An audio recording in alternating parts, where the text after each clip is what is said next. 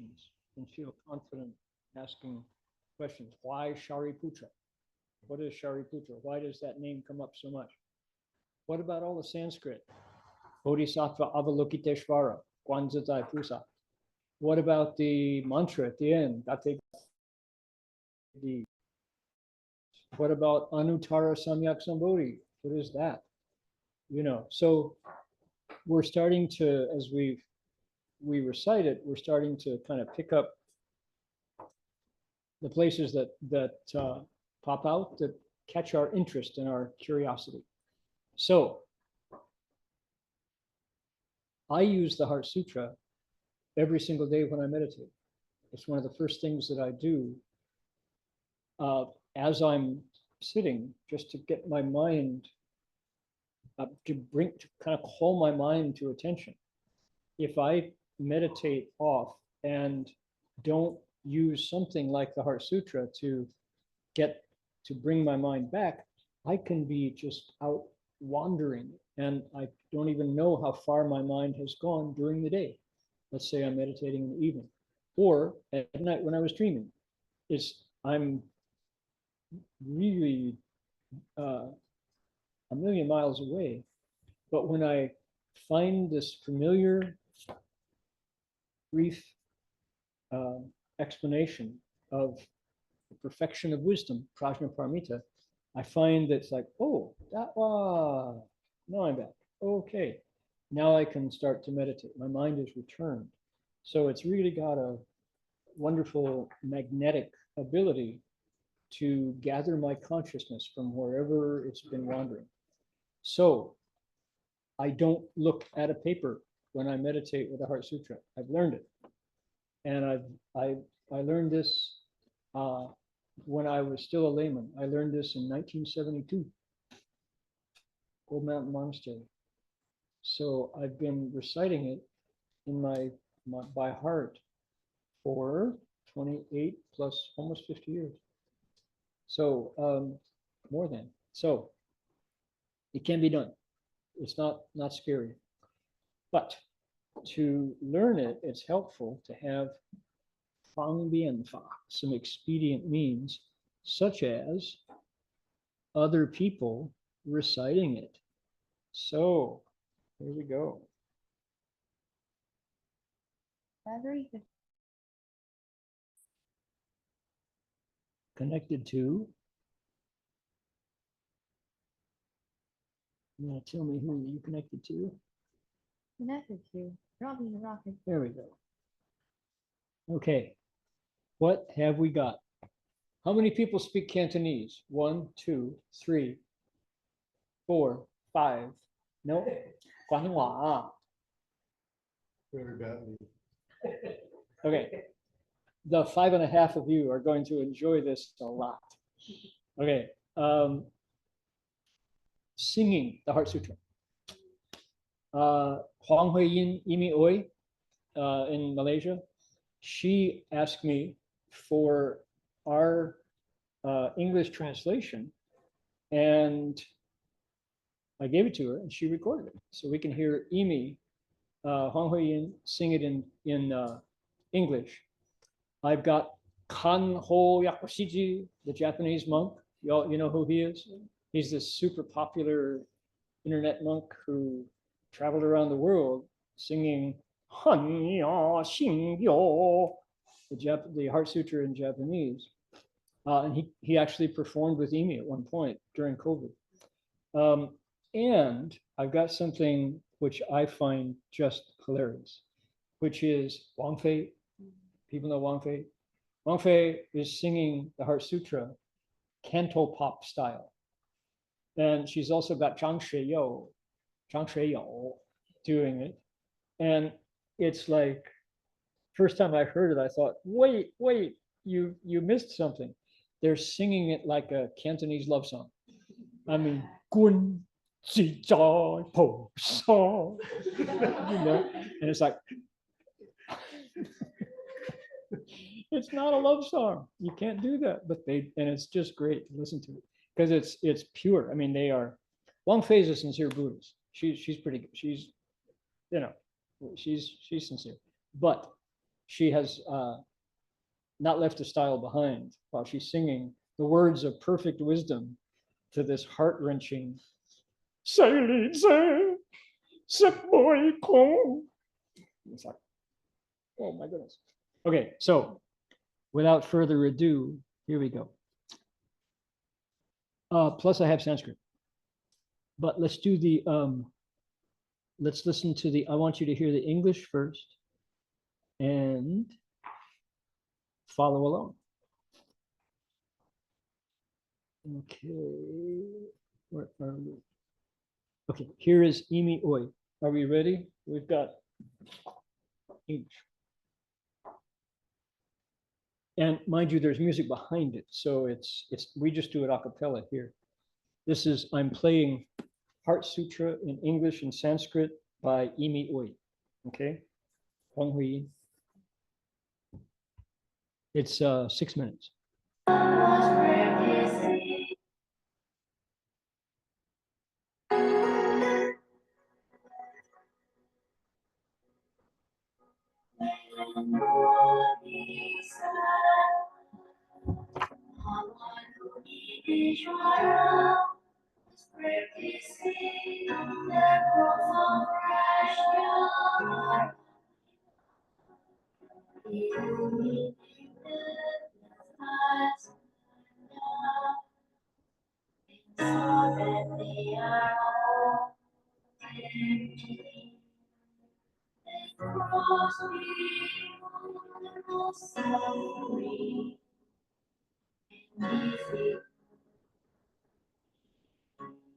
So good. It's really good.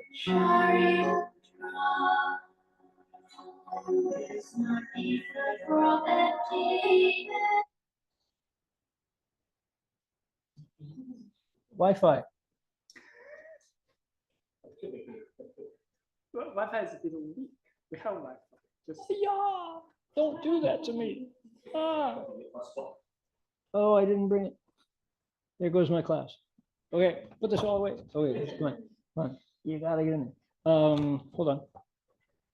Try Telstra. Telstra. How come? Why would it go in? It's not, it didn't get, it's too far away. Okay. It's not that it got, we're not back into.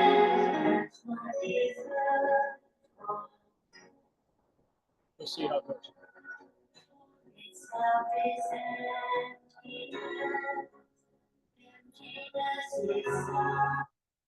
Yep, it's gonna do that. So hold on.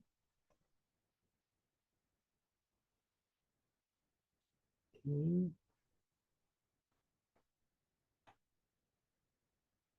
Allow others to join. Yeah.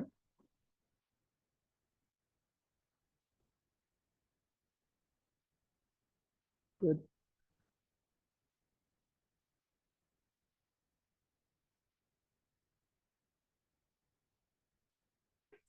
Okay. Oh, it's sort of picking up. Shoot, I should have brought my hotspot. Okay, up. Here we go.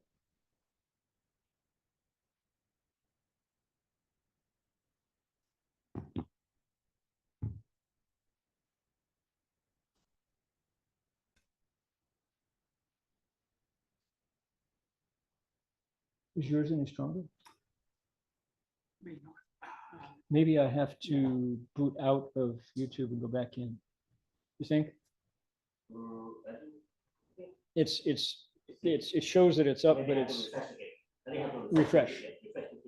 Refresh YouTube. There's a lower resolution play. You are not connected to the internet. Oh, oh, this is 4G. That's why. What is Is yours 4G?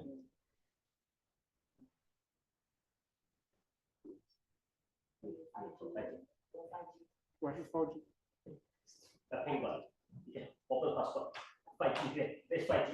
Oh, yeah. What have you got? What's the name? Peng 1414. Good. Here she is. Okay,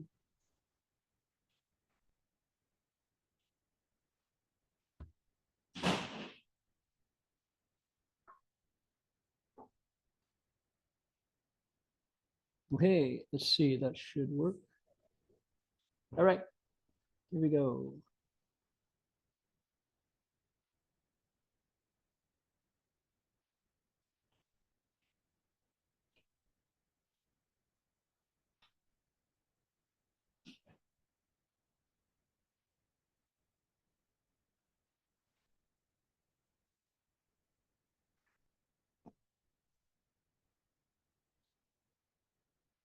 Okay, it found you, but it's not strong enough. Let's try the other languages. Let's try Wang Fei. You can hear what I was laughing at. Here you go. Okay, here we go. 雲間觀自在菩薩，行深般若波羅蜜多時，照見五蘊間，度一切舍利子，色不異空，空不異色，色即是空，空即是色，受想行識，亦復是。舍利子，是諸法無常，不生不滅，不垢不淨，不增不減。是故空中無色，無受想行識，無色生滅，色聲香味觸法，無因由。色法，亦無無明盡，乃至無老死，亦無老死盡。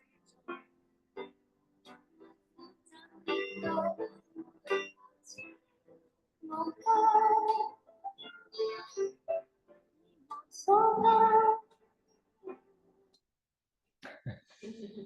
Yeah.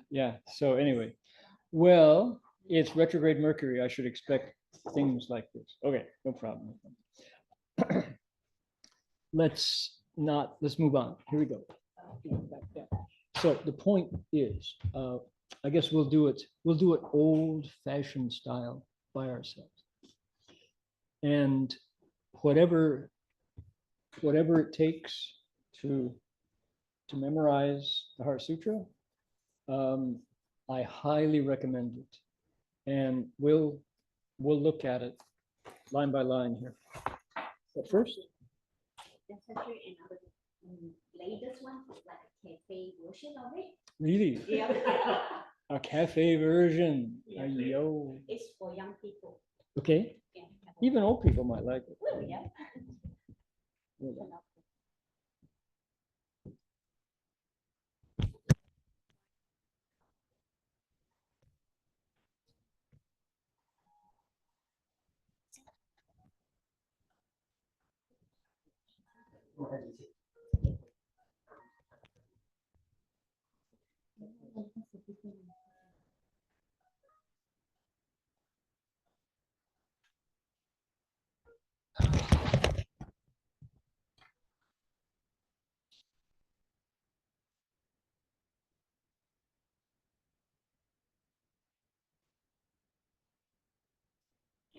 Oh, the Sutra Loft people. Yeah, I know them. Is that working? Not going? Here we go.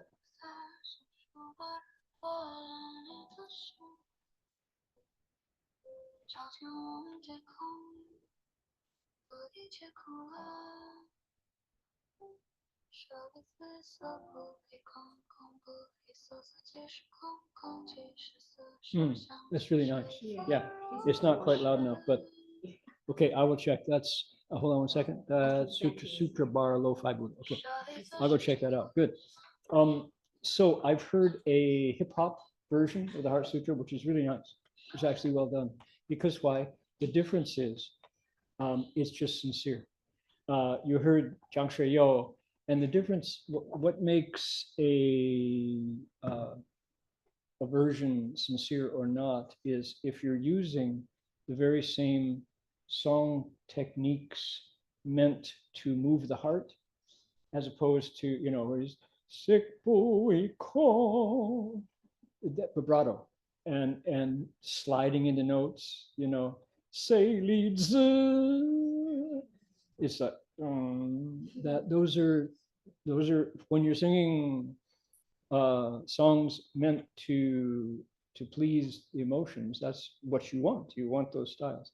To put them into something sacred, which doesn't need them to communicate the purpose of it, then it's extra. So anyway, the hip hop version is just straight, pure, lovely. You know, it's really nice. So let's do our own version. And this is bare bones. I mean, this, when we do this, it is stripped down to nothing but voice and fish. We'll do the Chinese first. And then the occasional bell. And by the way, the bells are in, these are specific places for the bell that every Weino Shi who's been trained knows where to hit the bells. So it's not wherever you feel like it, right?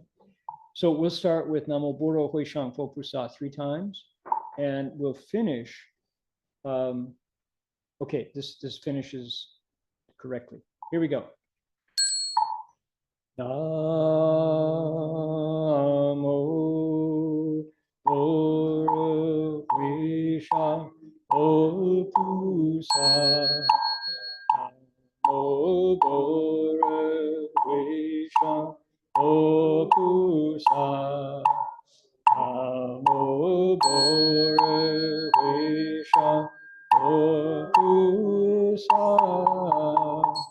Boro Bolo Miro Shin Guang Zi Zai Pusa Xing Shan Boro Bolo Miro Shi Jiao Jian Wu Yun Jie Kong Du Yi Che Ku 舍利子思不离空，常不异思，此即是空，空即是受伤行识亦复如是。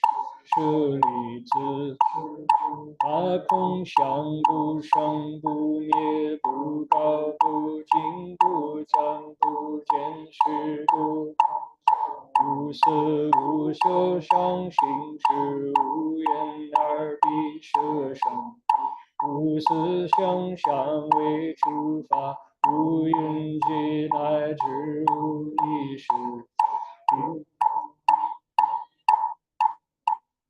乃至无老死，亦无老死，尽无苦集灭道，无智亦无。 一无所得不菩提萨埵依般若波罗蜜多，心无挂碍，无挂碍故，无有恐怖。颠倒妄想，究竟涅槃三世诸佛，般若波罗蜜多菩萨，南无多罗三藐三菩。 不知般若波罗蜜多是大圣，是大明就是无上，是无等正就能出一切苦。不虚不说般若波罗蜜多，即受九业界力界力波罗界力波罗界力菩提萨。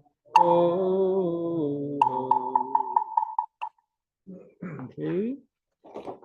Flip it right over. We'll do homage 3 times.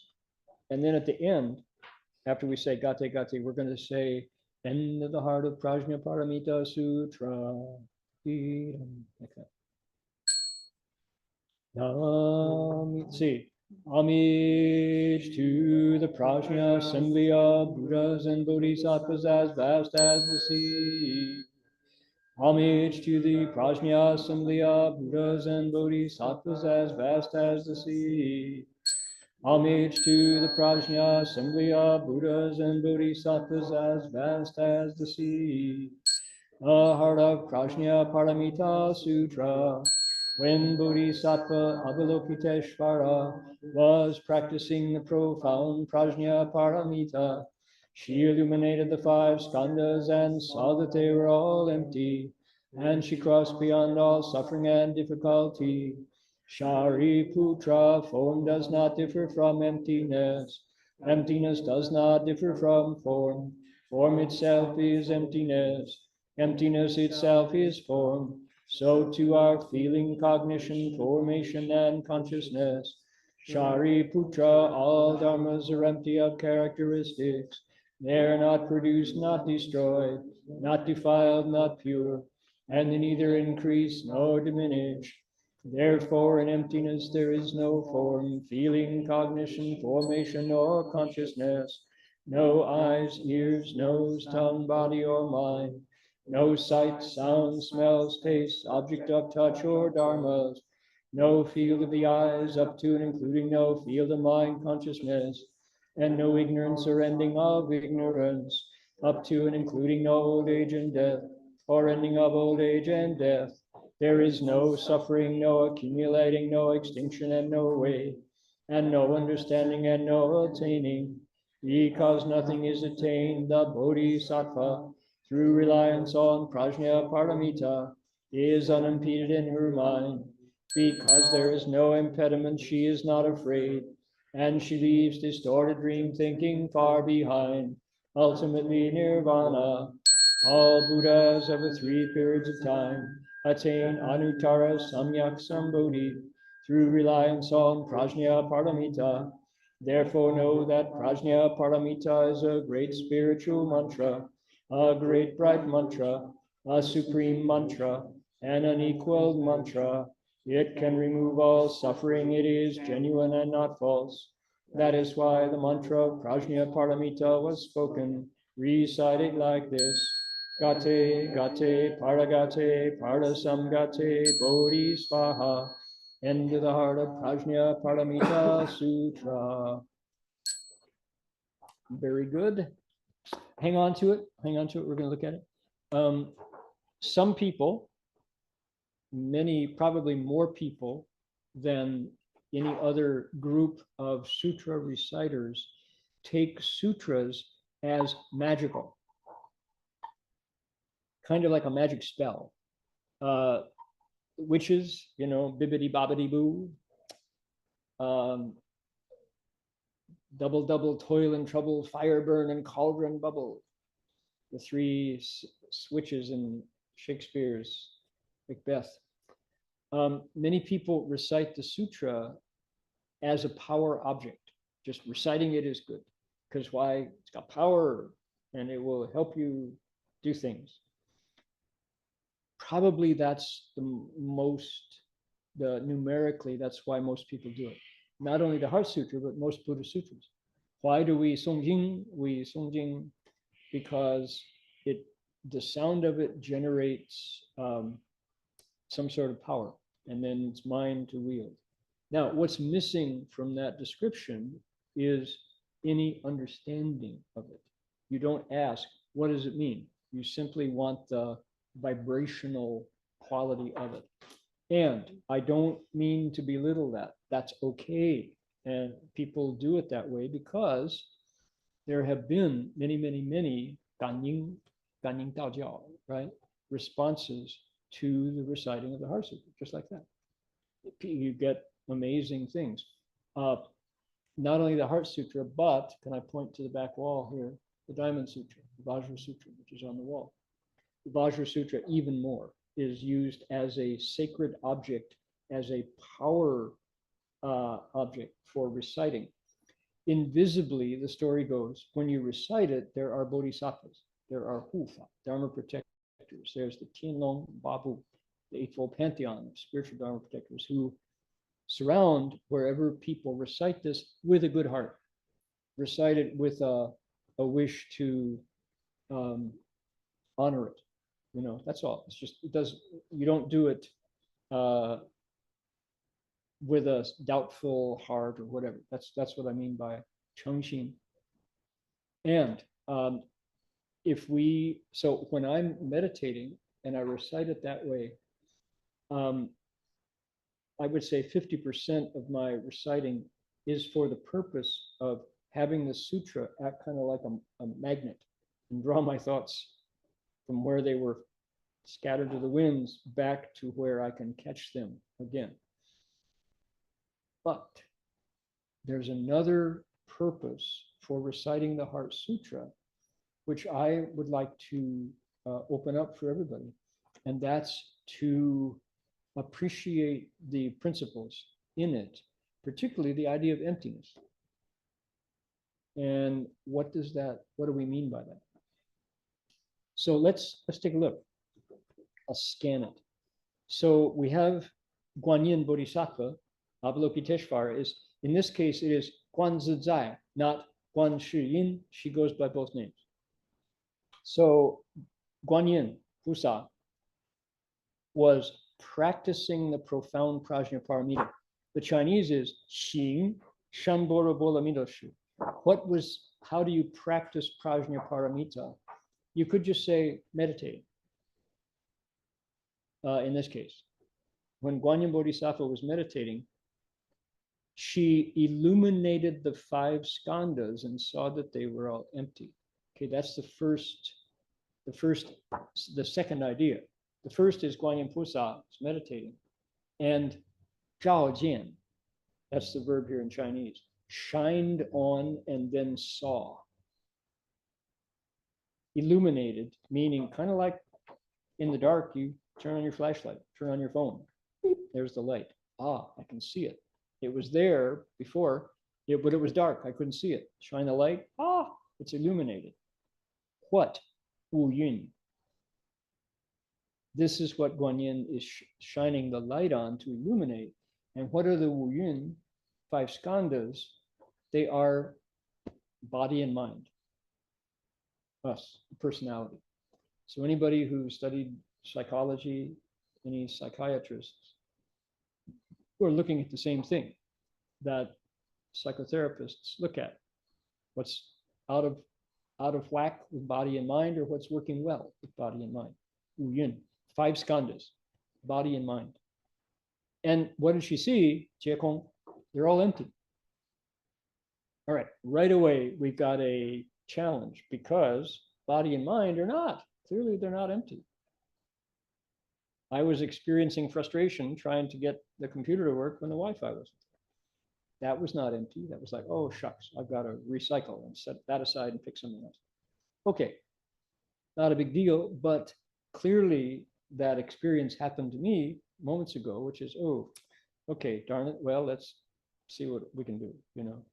First, try this, try this, try this. None of it works, put it aside. So in that case, that's, you could say, now, kind of an affliction, disappointment, you have to scramble to figure out what else to do, okay? So luckily I had a backup in my mind before I remembered the Cantonese Heart Sutra. So we'll save that for later. So Jie Kong, but not. If it was Gong, it wouldn't occur to me. Well, it occurred. So Dui Che Ku. As she did that, as Guanyin saw how empty body and mind are, the important word is Du, crossed over, went beyond Iche Ku. All kind of, let's see. She crossed beyond suffering and difficulty.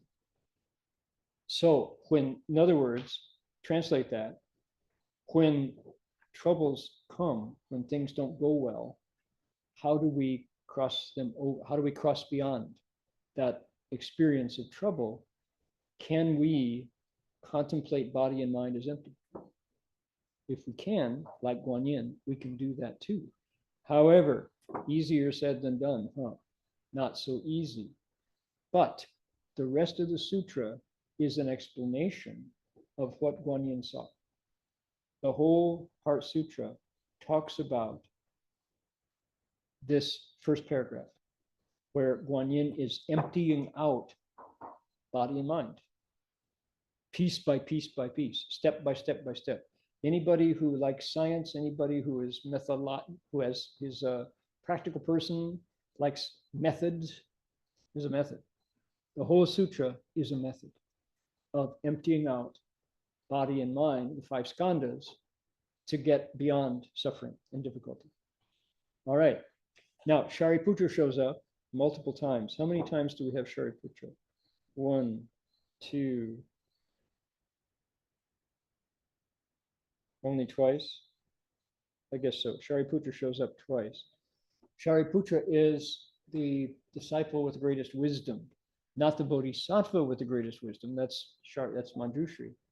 But of the Buddha's earliest disciple, Shariputra was a major figure, is still a major, major figure. And they say very kind-hearted as well, and a super good meditator.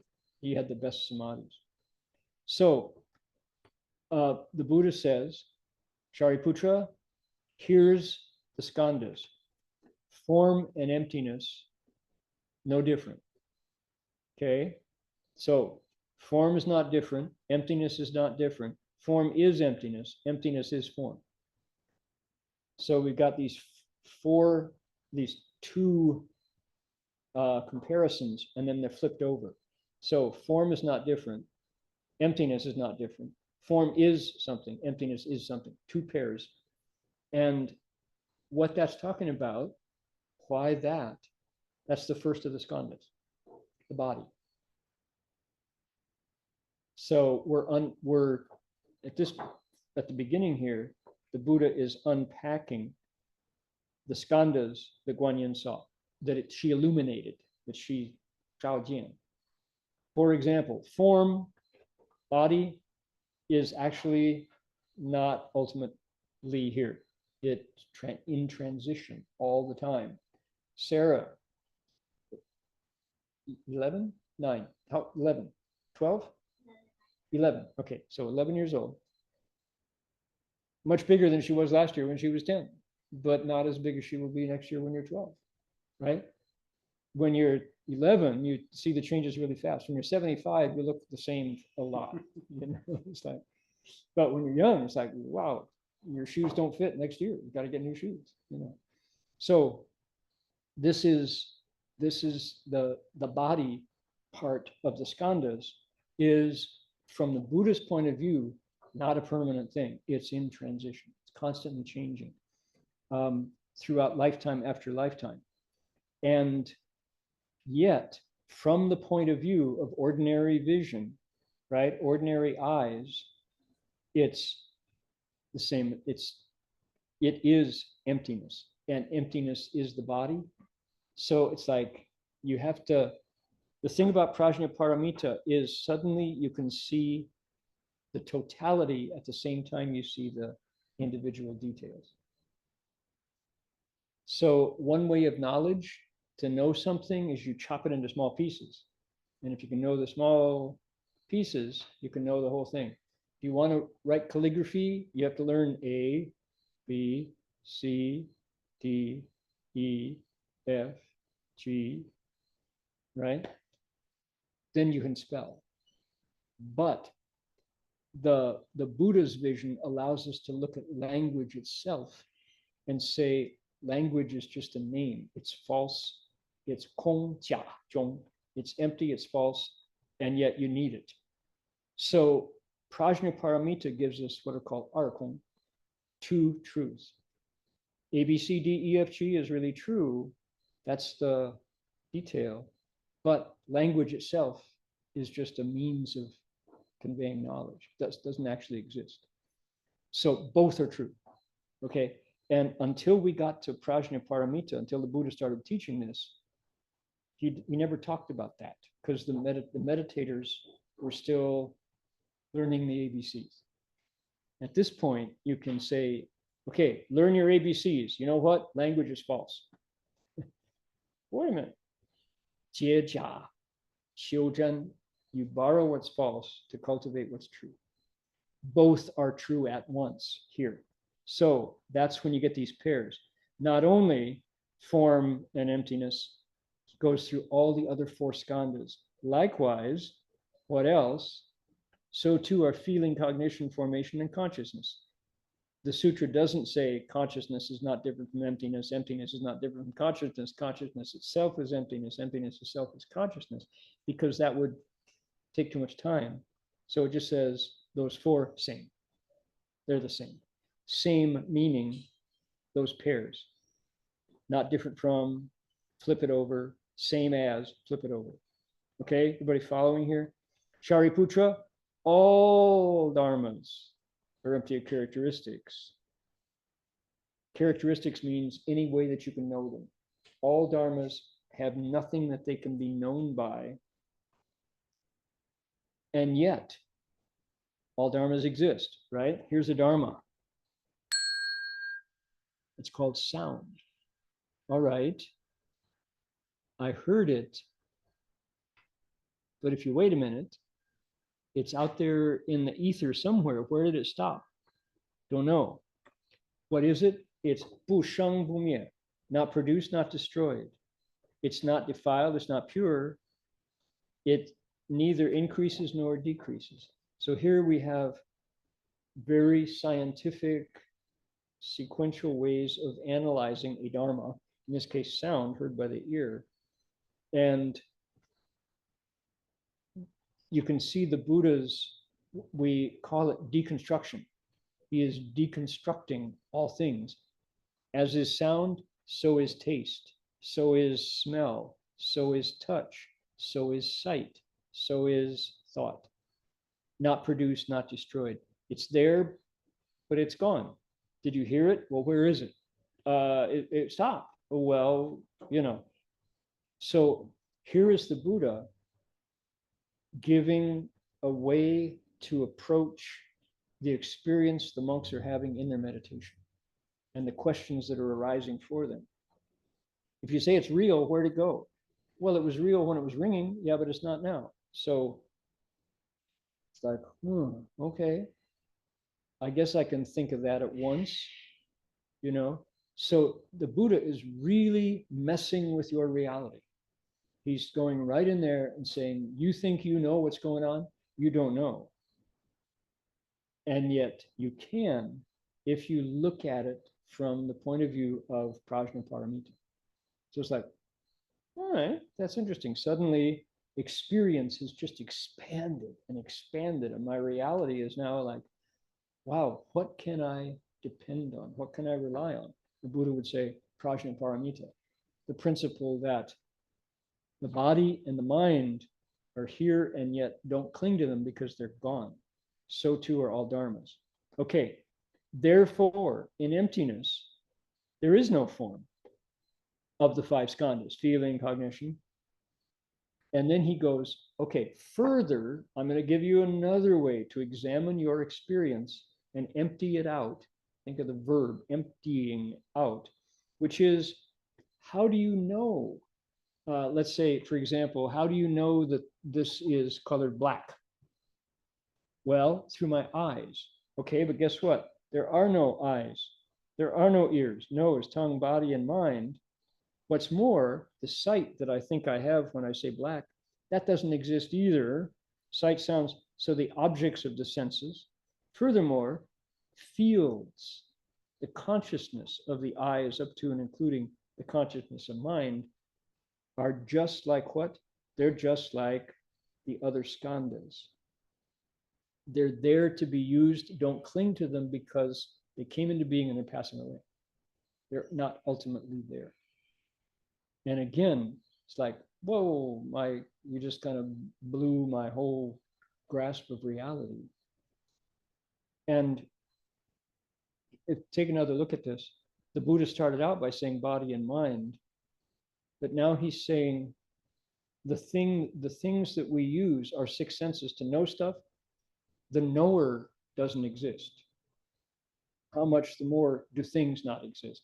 So he's in Buddhist technical term, he is wo kong fa kong. He's emptying out the self And then he's emptying out dharmas. That's getting truly to emptiness.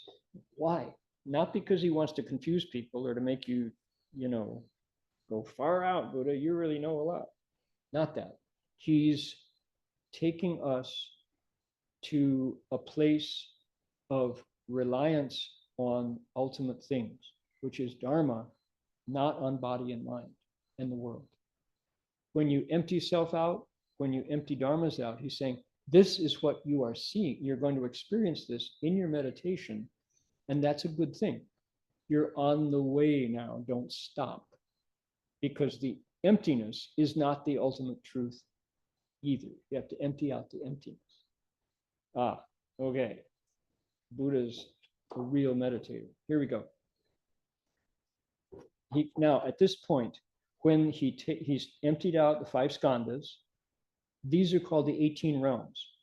Senses, things the senses contact, and the consciousness in between eyes and sight, ears and sound, nose and smell, tongue and taste, body and touch, mind and dharmas. In between object or organ and experience is consciousness. Okay, in between the nose organ and the object of smell, there's consciousness telling the difference. He says, empty. 18 realms, 18界. So, 无云皆空, 18界皆空. What else? He's saying, look at this. He says, no ignorance or ending of ignorance, up to and including no old age and death, or ending of old age and death. What is that? That's the 12 links of conditioned arising. He's emptying out his early teaching of Shi Yin Yang that he gave to the monks early on. He's saying, don't cling to that. That's just a description. It's not an ultimate thing in itself. Don't rely on Fa either. What else? No suffering, no accumulating, no extinction in the way. What else? What is that? That's the Siddhi-Fa. That's the Four Noble Truths. The fundamental teaching of the Buddha. He's emptying out his own basic teaching, right? He's saying, don't cling to that. If you do that, you're still stuck. Even though it's true, don't grab it. Don't cling to it. Let it go, and it will still be true, but don't cling to it. Okay, no understanding and no attaining. Now, at this point, this is really radical. And I've had a lot of people over the years, when you go through this, they say, wait a minute. I'm really listening to this. I'm taking it seriously. And you're telling me that the Buddha is saying you're not going to get anything by cultivating? What a waste of time. What are we doing here if we're not going to get anything or we're not going to attain? Yes, correct. That's right. Let go any seeking for getting, because why? What wants to get stuff? The self. If there's no self, what is there to get?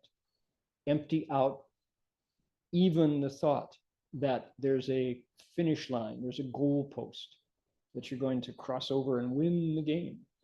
That's truly emptying out. Okay? So, because nothing is attained, the Bodhisattva, by using Prajnaparamita, has no impediments in her mind. And because there's nothing she's wanting to get, all fear is gone when you come face to face with genuine emptiness.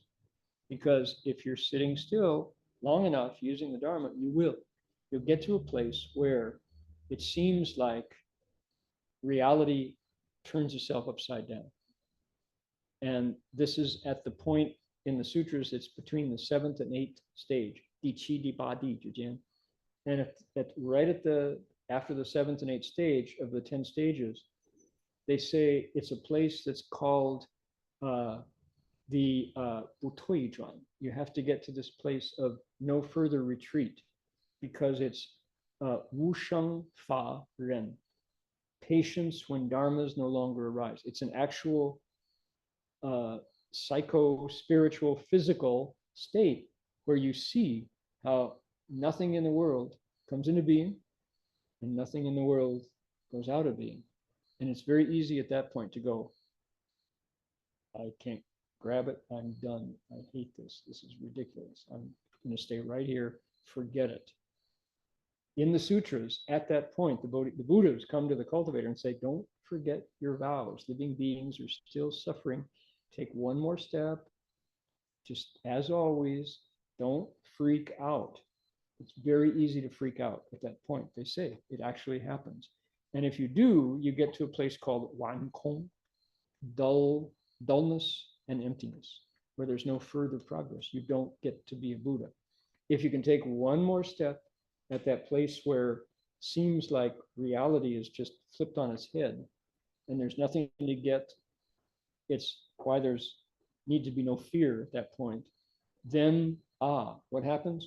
You get to the place of no further retreat and you're on the path to Buddhahood. You will be a Buddha soon. So because there's no impediment, she's not afraid. She leaves distorted dream thinking far behind, ultimately nirvana. Success is guaranteed. Okay, that's the gist of it, that the Buddha empties out skandhas, the realms, 12 links, Four Noble Truths, the idea of getting the self and dharmas are both empty, and then you say, keep going, ultimately nirvana. And then this is praise. All Buddhas of the 3 periods of time attain Buddhahood, Anuttara Samyak Sambodhi, ultimate enlightenment, through relying on Prajnaparamita. So the last thing is very interesting, the mantra part. And this is kind of esoteric and magical. Why do so many sutras have mantras included? Like the Shurangama, for example, like the Earth Store Sutra, like the Medicine Master Sutra, like the Avatamsaka has the 42 syllables of the alphabet. So many, and the Lotus has, is the Great Compassion Mantra? What is that? There's a bunch of mantras inside the Lotus Sutra. Prajnaparamita mantra is just this: gone beyond, gone to the ultimate shore. What an awakening. Success.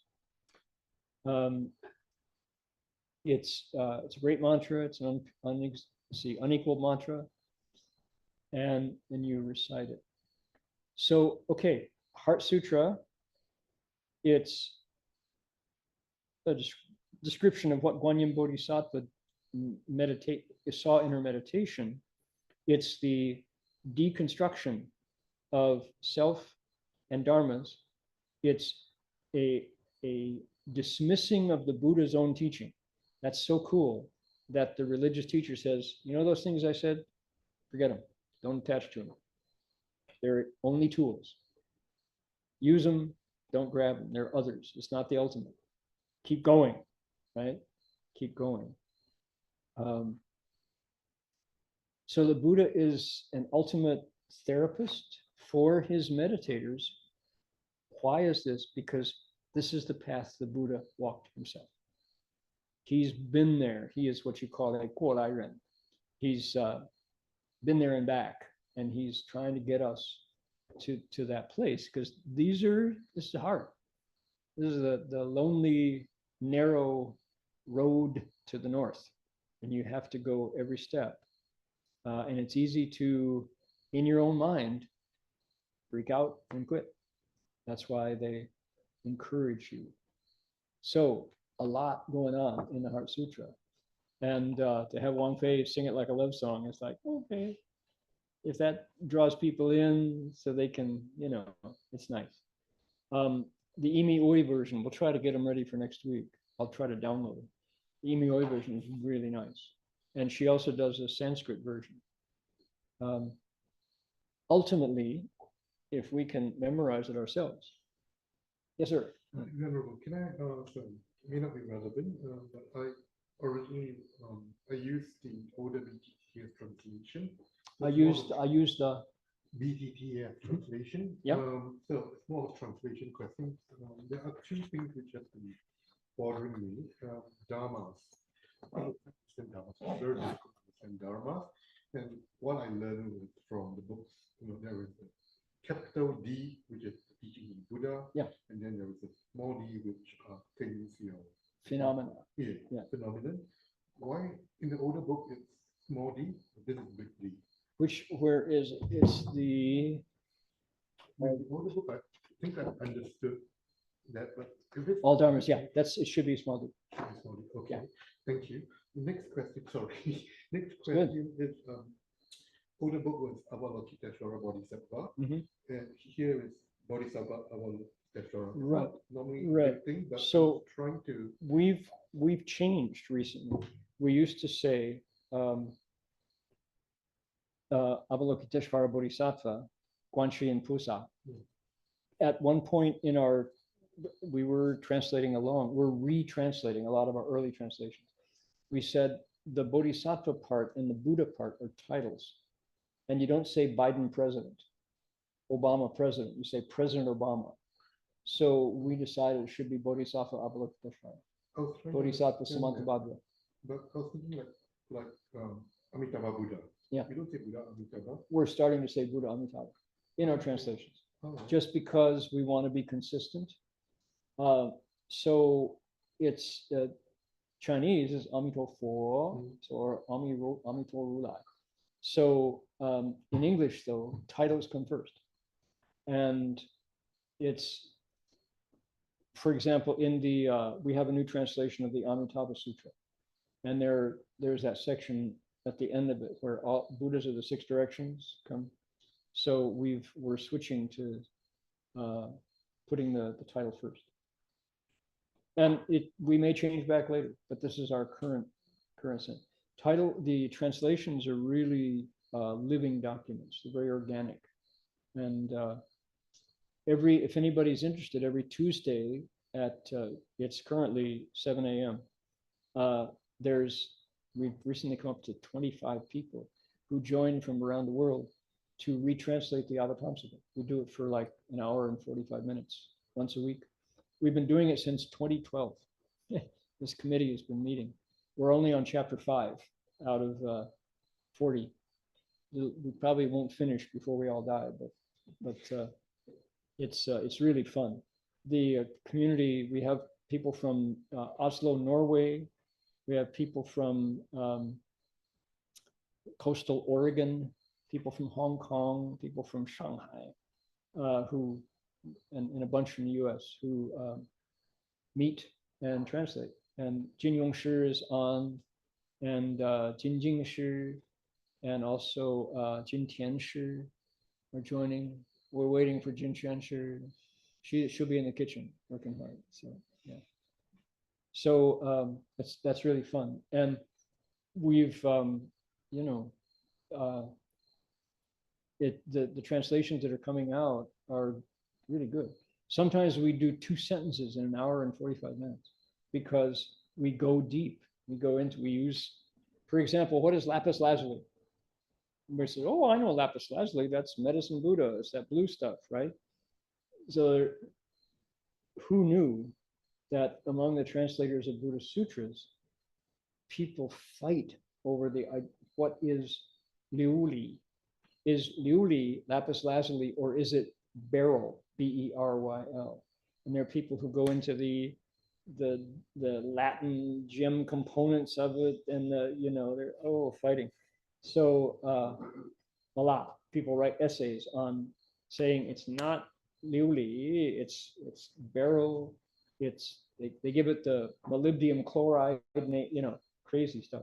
So we try to avoid going too far, but it's exactly that. Putting the title first is something that we're doing now.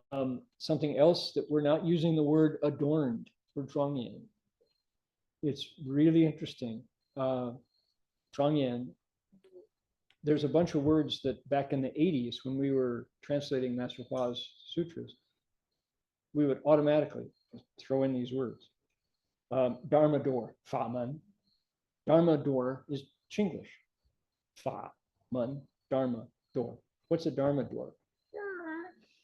How do you do? Four Noble Truths.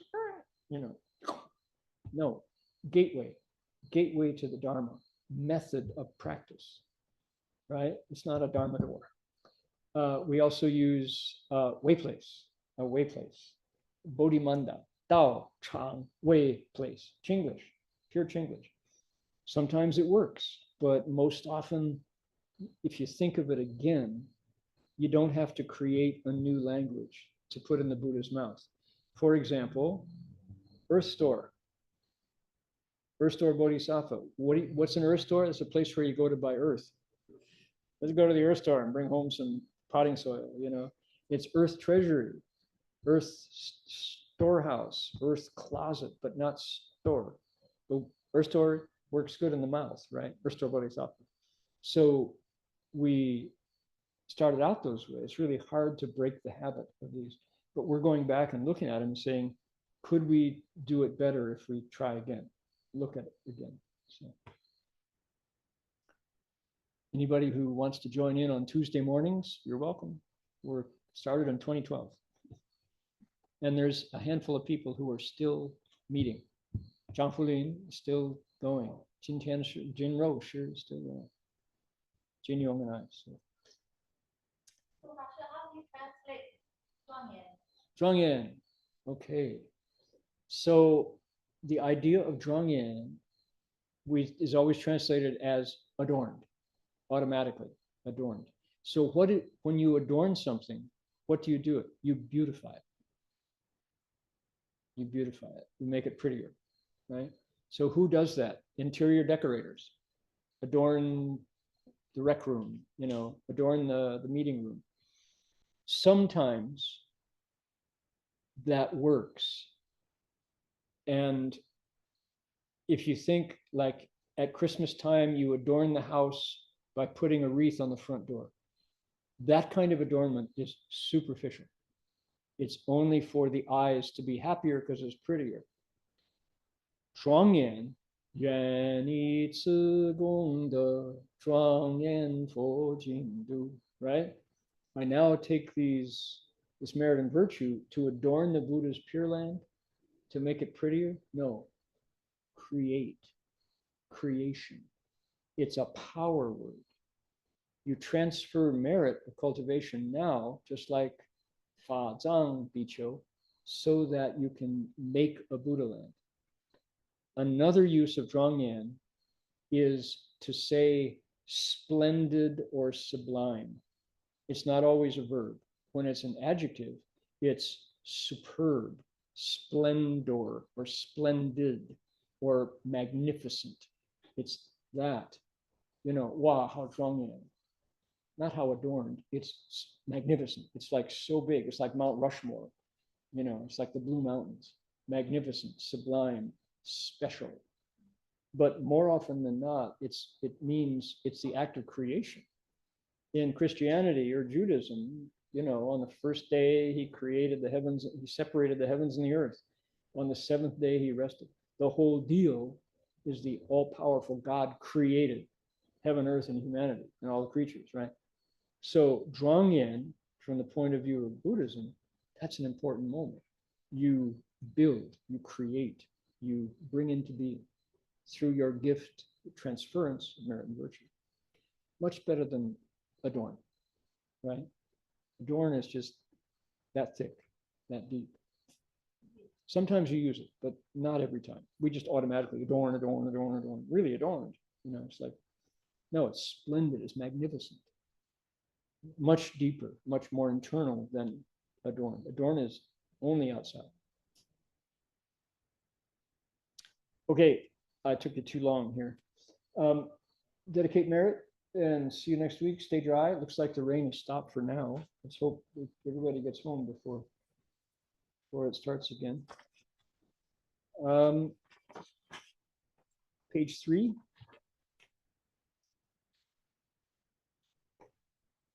And we can create a better world with our thoughts, however you want to share them.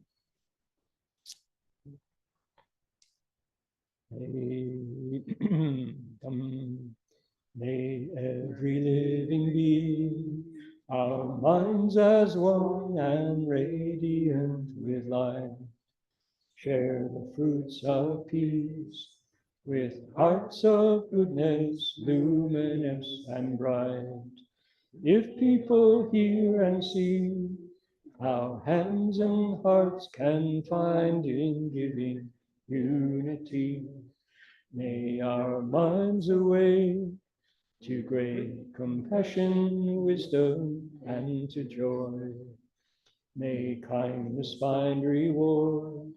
May all who sorrow leave their grief and pain. May this boundless light dispel the darkness of our endless night.